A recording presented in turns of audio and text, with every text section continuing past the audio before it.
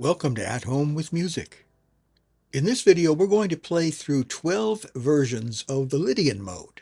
We'll work our way around the circle of fifths, starting with F Lydian, which uses the notes of the C major scale, and then moving to C Lydian, which uses the notes of the G major scale, and so on. If you haven't watched my earlier video where I show you how to find the modes in every key, I encourage you to go back and watch that first. Be sure to place your computer or tablet near your keyboard so that you can see what I'm doing and follow along. I would suggest that you practice one hand at a time. You can pause the video while you get up to speed and then you can play along. Remember, the fingering is not set in stone, and you'll notice that I may use slightly different fingering than what is indicated on the sheet music. Also, listen very carefully to the sample chord progressions as you play them. This will help you recognize the sounds of the various modes. Okay, let's get started.